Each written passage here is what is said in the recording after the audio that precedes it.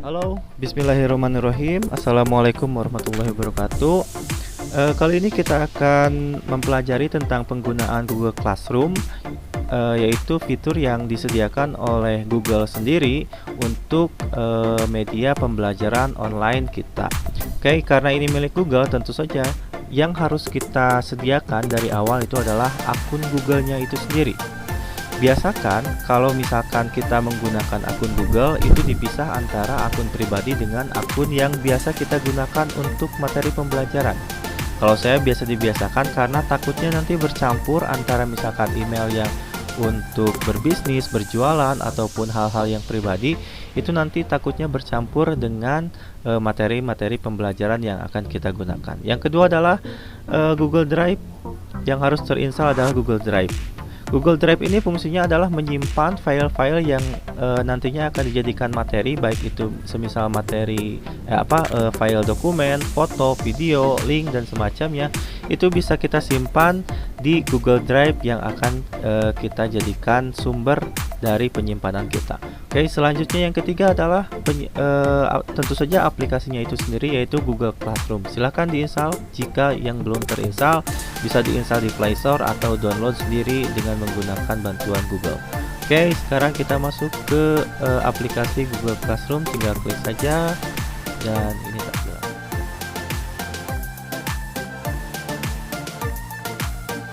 Nah, ini adalah tampilan dari Google Classroom. Ini belum ada tampilan kelas apa-apa karena memang kita akan materi awalnya adalah membuat kelas untuk kita mengajar. Oke, yang selanjutnya kita pastikan dulu akun yang akan kita gunakan adalah akun yang dibuat untuk materi pembelajaran atau bukan. Misalkan klik yang tanda garis 3 ini. Di sini saya menggunakan akun email yang khusus untuk pembelajaran yang ini. Oke, kalau sudah dipastikan, silakan kita membuat materi kelasnya, membuat kelasnya dengan mengklik tanda panah di atas di pojok kanan atas ini. Join or create class. Kita create class, kita buat kelas, tinggal di checklist dan klik continue saja. Class name atau nama kelasnya, karena saya mengajar informatika maka ditulis saja informatika 7E misalkan. Sectionnya ini ditulis tahun ajaran 2020 sampai 2021. Roomnya adalah 7E dan subjeknya adalah informatika. Subjek itu mata pelajaran. Oke, sekarang create. Ditunggu saja, ini tergantung dari kualitas jaringannya. Jika memang bagus ya bakalan cepat, kalau memang lambat ya bakalan lambat. Oke, ini sudah terbuat, ada satu kelas yang kita gunakan. Jika ibu bapak mengajar lebih dari satu kelas, tinggal ke bagian classes lagi, lalu tanda plus di pojok kanan atas, klik lagi dan create class. Kita akan membuat kelas yang kedua. Kita namai lagi informatika 7A misalkan, sectionnya sama tahun ajaran 2020 sampai 2021. Roomnya kita gunakan misalkan 7A, subjeknya informatika, mata pelajaran subjek. Oke, create. Nah, oke, tunggu. Sampai sini ini sudah dibuatkan kelas informatika untuk 7A. Jika kita ingin melihat daftar yang sudah kita buat, tinggal kita klik classes saja, kelas-kelas yang sudah kita buat. Di sini adalah daftar kelas-kelas yang sudah kita buat. Ini adalah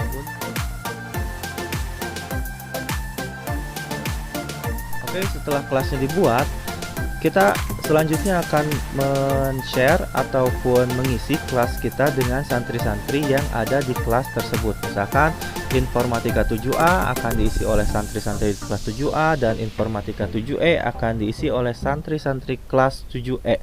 Oke, untuk mengisinya ada dua cara. Yang pertama adalah kelas tersebut di-share ke santri supaya bisa bergabung sendiri mandiri, atau kita bisa memasukkan santri tersebut dengan menggunakan email. Cara yang pertama mungkin kita gunakan kayak tadi, dengan mengklik people atau anggota. Kalau di dalam bahasa Indonesia anggota, kita klik yang tanda plus di pojok kanan. Nah, ini adalah untuk manual. Ketika kita mau memasukkan santri ataupun memasukkan siswa, kita harus tahu dulu alamat emailnya. Nanti ketika sudah mengetahui alamat email, tinggal masukkan klik sini dan di invite atau diundang misalkan. Nah, misalkan seperti ini, di invite saja. Oke, karena cara tersebut agak rumit, kita akan menggunakan cara yang lebih simpel. Kita akan membiarkan anak untuk bergabung dengan sendirinya. Klik misalkan Informatika 7A, di bagian settingan atau setelan ada roda gerigi di atas. Ini ada class code atau kode kelasnya. Kita tinggal tap satu kali saja, tinggal sentuh satu kali, itu otomatis tercopy. Nah, hasil kopiannya ini silahkan berikan ke wali kelas grup 7A. Nanti wali kelasnya yang akan men-share kelas tersebut. Caranya hampir sama dengan yang kelas 7B misalkan 7E. Tadi 7E sudah ada. Nah, kelas 7E juga sama. Klik yang tanda gerigi ataupun settingan tersebut dan kelas code-nya di tap satu kali. Itu sudah tercopy. Nah, kalau sudah, silakan nanti bakal muncul misalkan di bagian sini 0 student, artinya belum ada siswa yang bergabung. Kalau sudah ada yang bergabung, itu nanti bakal bergerak sendiri angkanya. Oke, itu materi untuk menambahkan siswa ke dalam kelas yang akan kita ajar. Oke, materi selanjutnya adalah tentang pembuatan tugas atau materi yang akan diberikan oleh guru kepada santrinya. Oke, selanjutnya kita misalkan akan mengajar di kelas 7A, klik 7A. Nah, ada hal-hal yang harus diperhatikan. Di sini ada stream. Stream ini semisal forum. Jadi tempat beranda, kalau istilah di Facebook itu beranda, tempat semua orang bisa chat, bisa share, komen dan semacamnya. Ada classwork. Ini ada tugas kelas dan ada people. People itu adalah daftar dari santri-santri yang sudah masuk ke dalam kelas yang kita ajar. Oke, di stream ini kita bisa menggunakan sekedar say hello, misalkan hi, supaya perkenalan, misalkan hai. Nanti santri pun bisa membalas komen kita dan membalas balik, berkomenan antar teman dan semacamnya. Di stream ini juga misalkan kita bisa gunakan untuk men-share sebuah file, misalkan hasil dari pembelajaran selama 1 bulan akan di-share ke kelas 7A. Kita klik di sebelah sini tautan yang ada gambar peniti kayak gitu. Nah, di sini ada drive, ada link, ada file. Seperti yang sudah saya sebutkan, drive ini adalah penyimpanan tempat kita mengajar. Jadi usahakan sebelum mengajar, materi-materinya diupload terlebih dahulu ke dalam drive. Karena jika filenya sudah diupload ke dalam drive, kita tidak usah mengupload berkali-kali. Beda dengan kita mengklik semisal file dan memilih dokumen, misalkan dokumen 1.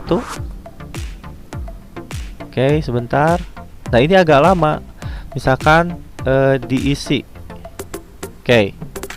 Berbeda dengan cara yang tadi, ini harus ada proses upload dulu. Jadi si file tersebut yang ada di handphone kita di-upload dulu ke Google Drive. Tapi jika file-file yang sudah kita simpan di Google Drive, misalkan di Google Drive, itu nanti akan tersimpan di sini dan tidak perlu ada proses upload lagi karena file kita memang sudah ada di awan gitu.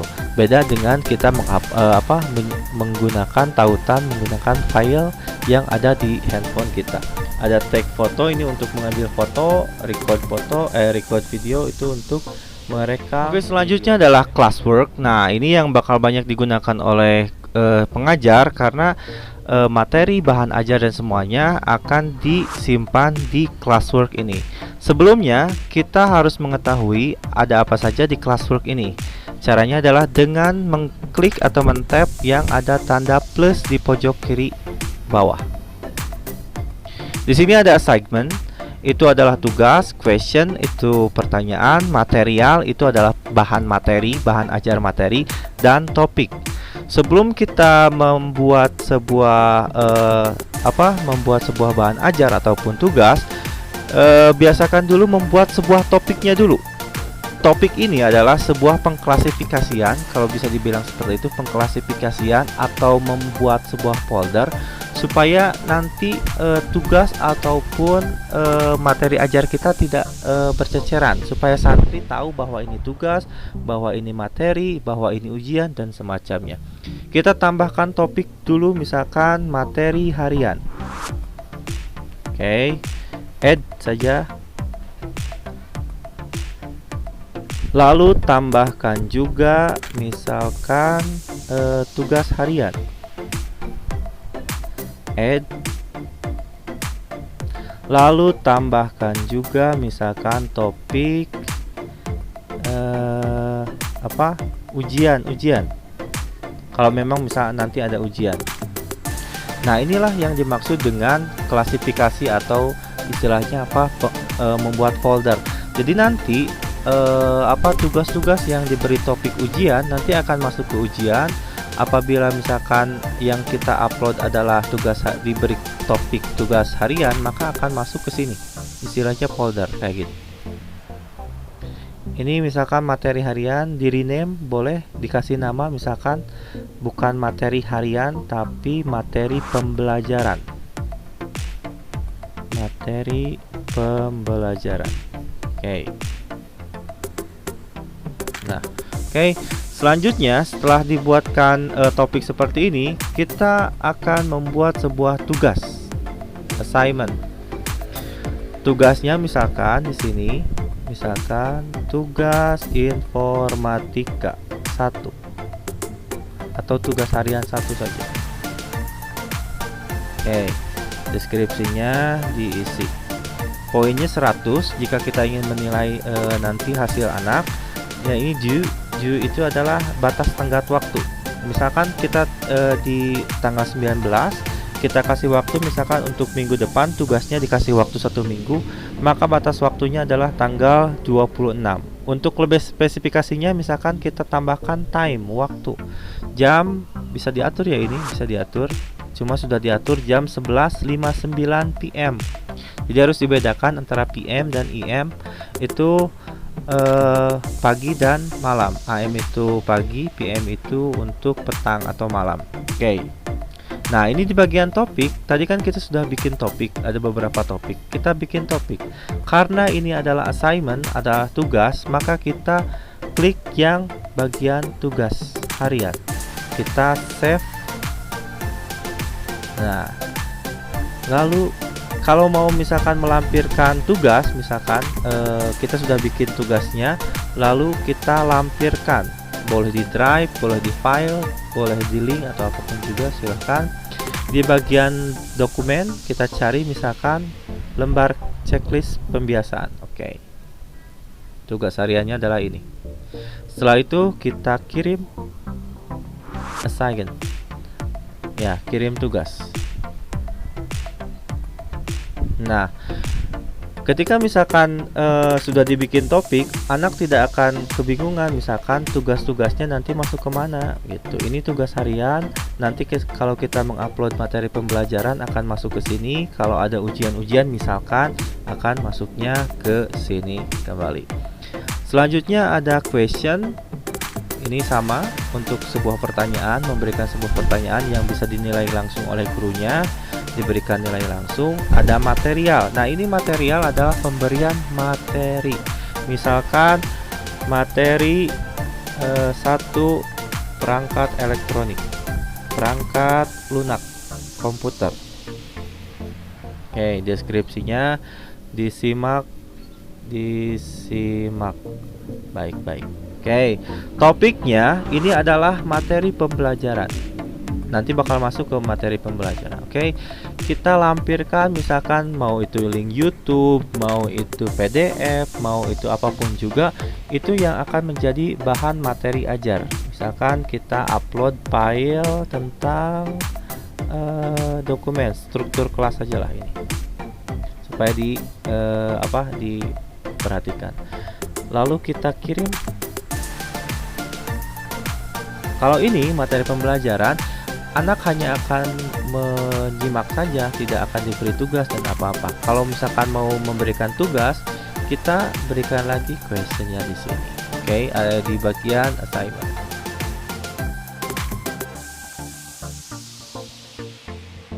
Oke, sekarang topiknya adalah memberikan penilaian ataupun apresiasi terhadap santri atau siswa yang sudah mengerjakan tugas yang kita berikan.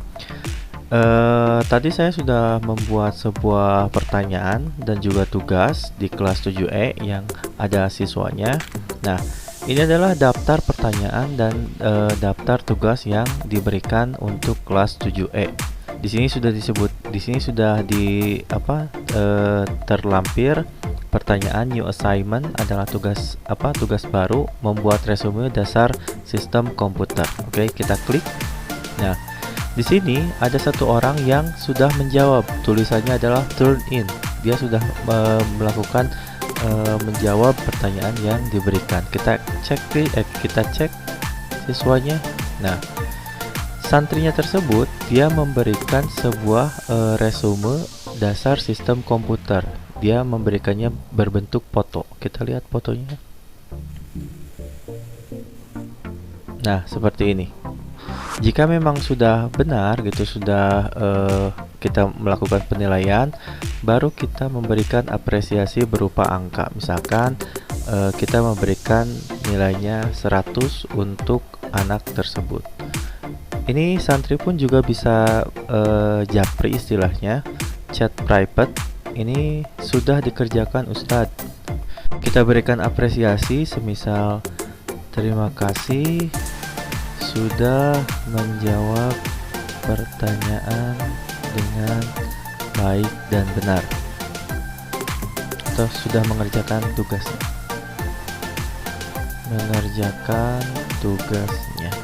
Semangat.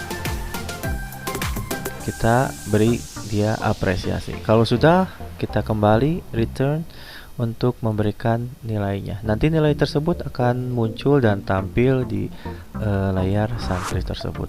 Oke, selanjutnya ini adalah pertanyaan. Ini adalah pertanyaan berupa tugas berupa pertanyaan, new question. Apa yang dinamakan dengan komputer? Siswa ini sudah menjawab seperti yang terlampir di layar. Sudah, Bu. Terima kasih. Kita apresiasi chattingan dari santrinya. Jika jawaban dari pertanyaannya benar, maka kita harus memberikan apresiasi berupa nilai, misalkan ini 100. Kalau sudah, kita return dan nilainya pun akan sampai ke si penjawab tersebut. Begitulah tata cara untuk penilaian dan pemberian apresiasi terhadap santri yang sudah mengerjakan dan menyelesaikan tugas. Oke, selanjutnya adalah kendala teknis yang biasa dihadapi oleh guru ataupun siswa ketika ingin pertama mengganti foto profil, kedua mengganti nama, yang ketiga mengalih bahasakan bahasa bawaan yang ada di Google Classroom. Pertama kita klik garis 3 yang ada di pojok kiri atas yang ini. Nah, setelah diklik di bagian email kita yang ada nama kita, klik ada tanda panah ke bawah. Nah, di bagian sini klik yang manage your Google account. Di sini ada tampilan home, personal info, dan data personalisasi. Home dilewat saja, ini di bagian personal info. Jika ingin mengganti foto, silakan klik yang bagian sini. Set profile foto, tinggal tag foto itu mau foto sendiri. Google choose foto itu kita memilih foto yang sudah ada. Sedangkan kalau ingin mengganti nama, silakan klik saja nama, lalu ganti. Misalkan ini email punya orang lain dan ingin diganti namanya, silakan sesuai kebutuhan, sesuai nama asli, dan save, lalu kembali. Di bagian data dan personalisasi, ini gunanya untuk mengganti settingan bahasa di Google Classroom kita. Di sini kita scroll ke bawah. Di bagian General Preference for the Web, ini kita tinggal klik. Nah, di sini ada bahasa yang bisa kita gunakan untuk bahasa pengantar di aplikasi Google Classroom kita. Tinggal tambahkan bahasa saja misalkan, atau diedit saja ini menjadi bahasa Indonesia. Karena ini sudah settingan bahasa Indonesia, ini sudah tidak bisa dipilih lagi. Kalau sudah, kita kembali dan nanti bakal menjadi bahasa Indonesia. Oke.